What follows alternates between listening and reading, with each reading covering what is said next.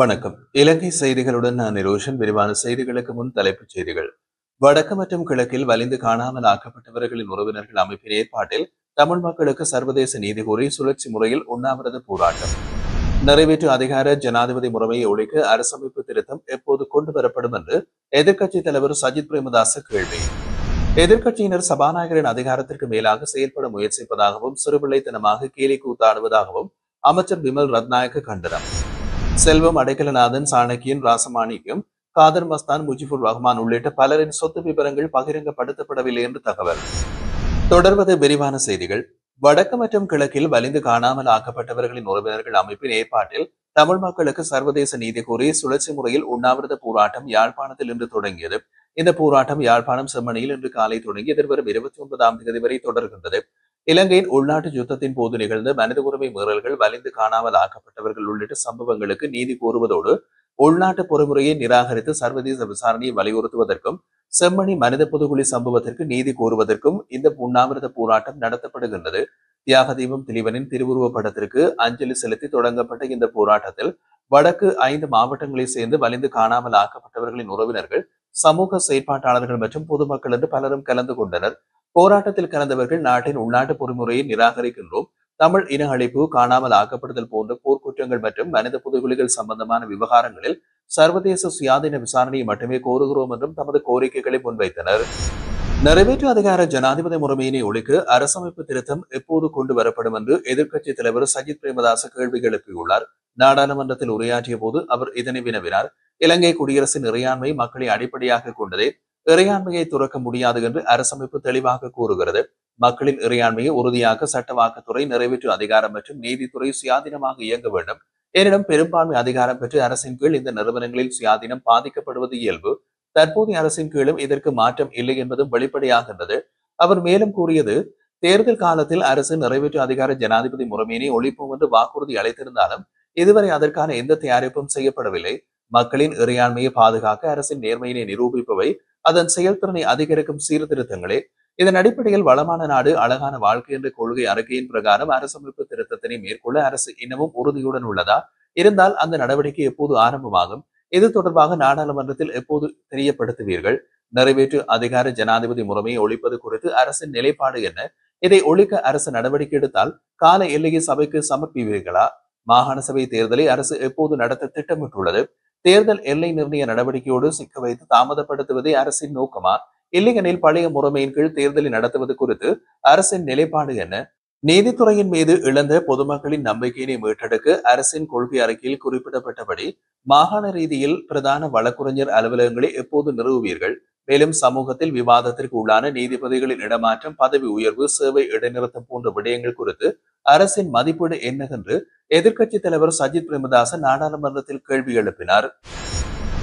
எதிர்க்கட்சியினர் சபாநாயகரின் அதிகாரத்திற்கு மேலாக செயல்பட முயற்சிப்பதாகவும் சிறுபிள்ளைத்தனமாக கேலி கூத்தாடுவதாகவும் சபை முதல்வர் மற்றும் அமைச்சர் பிமல் ரத்நாயக்க எதிர்க்கட்சியினரை கடுமையாக கண்டித்துள்ளார். நாடாளுமன்ற நடவடிக்கைகள் இன்று ஆரம்பித்தவுடன் சபாநாயகர், பாதுகாப்பு பிரதியமைச்சர் அருண் ஜெயசேகர எதிராக கொண்டுவரப்பட்ட நம்பிக்கையில்லா பிரேரணை தொடர்பான விரிவான விளக்கம் ஒன்றை சமர்ப்பித்திருந்தார். தொடர்ந்து எதிர்க்கட்சியின் பிரதான அமைப்பாளர் கயந்த கருணாதிலக்க உரையாற்றும் போது நம்பிக்கையில்லா பிரேரணையை நிராகரித்தமை தொடர்பான சபாநாயகருக்கு வழங்கப்பட்ட ஆவணங்களை சபைக்கு சமர்ப்பிக்குமாறு கோரினால் கூச்சம் குழப்பம் ஏற்பட்டிருந்தது. அப்போது அஜித் பி பெரேரா நெலியான கட்டளையின் கீழ் கேள்வி கேட்டதை தொடர்ந்து பதிலளித்த பிமல் ரத்நாயக்க, சபாநாயகராக நீங்கள் ஜனநாயக ரீதியில் நம்பிக்கையில்லா பிரேரணை தொடர்பான அனைத்து ஆவணங்களையும் நாடாளுமன்ற உறுப்பினர்கள் தெரிந்து கொள்ளும்படி சமர்ப்பித்துள்ளீர்கள். நீங்கள் கட்டப்பட்டவர் அல்ல. உங்களுக்கு வழங்கப்படும் தகவல்களை தெரிவிப்பது உங்கள் உரிமை. இதற்கு முன்னர் இருந்த சபாநாயகர் இதுபோல் செயல்படவில்லை. ஜனநாயக முறையில் சபாநாயகர் செயல்படும் போது இதுபோன்ற சிறுபிள்ளைத்தனமான கேலி கூத்தாடுதல் நாடாளுமன்றத்தில் அனுமதிக்கப்படக்கூடாது என்றார். விலங்கு கணக்கெடுப்பு தொடர்பான தகவல்கள் பொதுமக்களால் வழங்கப்பட்டவற்றில் 50% மட்டுமே துல்லியமானவை என்று விவசாய மற்றும் கால்நடை பிரதியமைச்சர் நாமல் கருணாரத்ன தெரிவித்துள்ளார். இன்று பாராளுமன்றத்தில் உரையாற்றிய போது பிரதியமைச்சர் இதனை தெரிவித்திருந்தார். 2025 மார்ச் 15 அன்று உணவு பயிர்களை சேதப்படுத்தும் விலங்குகளை அடையாளம் காணும் முறையான ஆய்வு நடத்தும் மற்றும் பொருத்தமான நடவடிக்கைகள் எடுக்கும் நோக்கத்துடன் நாடு முழுவதும் ஒரே நேரத்தில் விலங்கு கணக்கெடுப்பு நடைபெற்றது. இந்த கணக்கெடுப்பில் குரங்குகள், மந்திகள், மயில்கள், மர அணில்கள் மற்றும் தீக்கோழிகள் தொடர்பான தகவல்கள் சேகரிக்கப்பட்டன. முடிவுகளை சரிபார்த்த போது பொதுமக்களால் வழங்கப்பட்ட குரங்கு மற்றும் மந்தி தகவல்கள் 50% துல்லியமானவை என்று உறுதிப்படுத்தப்பட்டது. இதனால் உணவு பயிர்களுக்கு ஏற்படும் விலங்கு சேதத்தை குறைப்பதற்கான பரிந்துரைகளை உருவாக்கும் குழு கணக்கெடுப்பு மதிப்புகளில் 50% சரியானவை என்றும் கருத முடிவு செய்துள்ளது. மேலும் யாழ்ப்பாணத்தின் நெடுந்தீவில் உள்ள சுமார் 6 கிராம நிர்வாக பிரிவுகளில் இது தொடர்பான விலங்குகள் இல்லாததால் அங்கு கணக்கெடுப்பு நடத்தப்படவில்லை என்றும் பிரதியமைச்சர் தெரிவித்தார். முன்னாள் அமைச்சர் மனுஷ நாணயக்காரவுக்கு லஞ்சம் அல்லது ஊழல் குற்றச்சாட்டுகளை விசாரிக்கும் ஆணைக்குழுவில் முன்னிலையாகுமாறு கடிதம் அனுப்பப்பட்டுள்ளது. அதன்படி நாளைய தினம் காலை 9:30 மணிக்கு அவர் ஆணைக்குழுவில் முன்னிலையாகுமாறு குறித்த கடிதத்தில் அறிவுறுத்தப்பட்டுள்ளது. துபாயிலிருந்து நேற்று இரவு நாட்டுக்கு வந்தடைந்த சந்தர்ப்பத்தில் அவருக்கு குறித்த கடிதம் கிடைத்துள்ளது. கடந்த அரசாங்கத்தில் தொழிலாளர் மற்றும் வெளிநாட்டு வேலைவாய்ப்பு அமைச்சராக இருந்தபோது இஸ்ரேலிய விவசாய துறையில் பணிபுரிவதற்காக இலங்கை தொழிலாளர்களை அனுப்பிய சம்பவம் தொடர்பாக நடைபெற்று வரும் விசாரணைகளில் வாக்குமூலம் ஒன்றை பெறுவதற்காக மனுஷ நாணயக்காரவுக்கு ஆணைக்குழுவில் முன்னிலையாகுமாறு அழைப்பு விடுக்கப்பட்டுள்ளதாக தெரிவிக்கப்படுகிறது. சிறுபான்மை சமூகங்களை சேர்ந்த முக்கிய அரசியல்வாதிகள் பலரும் தங்கள் சொத்து விவரங்களை சமர்ப்பிக்க தவறியுள்ளனர். நாடாளுமன்ற உறுப்பினர்களின் சொத்து விவரங்கள் அண்மையில் சமர்ப்பிக்கப்பட்டிருந்தன.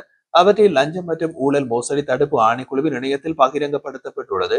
எனினும் முக்கிய சிறுபான்மை அரசியல்வாதிகள் பலரின் சொத்து விவரங்கள் இதுவரை குறித்த இணையதளத்தில் பதிவேற்றம் செய்யப்படவில்லை.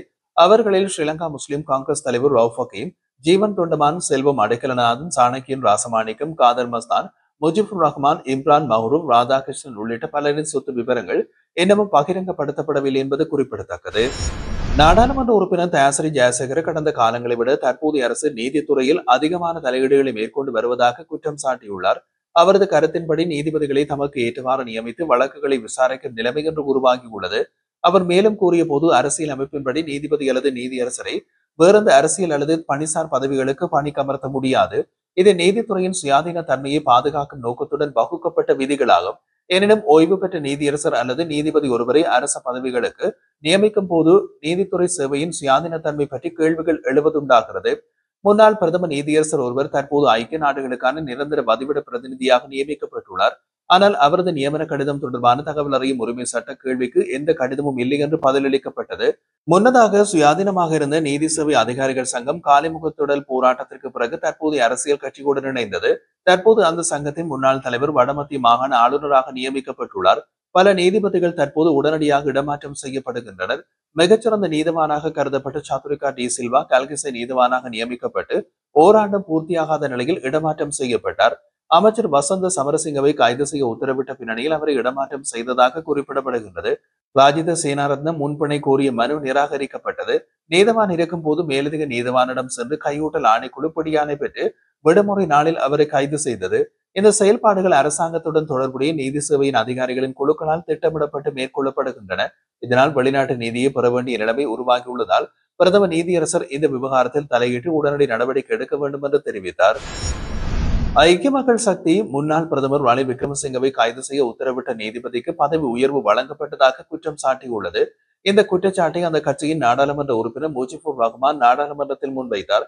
அவர் தண்டனை சட்ட திருத்த சட்ட மூலத்தினை பற்றி நடந்த விவாதத்தில் இதனை குறிப்பிட்டுள்ளார். மேலும் முஜிபுர் ரஹ்மான் தெரிவிக்கையில், ஒரு அரசாங்க அமைச்சர் கட்டடத்தை சட்டவிரோதமாக ஆக்கிரமித்தது தொடர்பாக வழக்கு விசாரணை நடத்தி 2 நீதிமன்ற நீதிபதிகள் இடமாற்றம் செய்யப்பட்டுள்ளனர். அத்துடன் கல்கிசை நீதவான் அந்த அமைச்சரை கைது செய்ய 2 முறை உத்தரவிட்ட போதிலும் காவல்துறை அந்த உத்தரவுகளை செயல்படுத்தாமல் தவிர்த்து விட்டது என்றும் குற்றம் சாட்டினார். மொத்தத்தில் இந்த குற்றச்சாட்டுகள் நீதித்துறை சுயாதீன தன்மைக்கு எதிரான நடைமுறைகள் மற்றும் அரசியல் தலையீடுகளின் வெளிப்பாட்டாகும் என்பதையும் முஜிபுர் ரஹ்மான் வலியுறுத்தியுள்ளார்.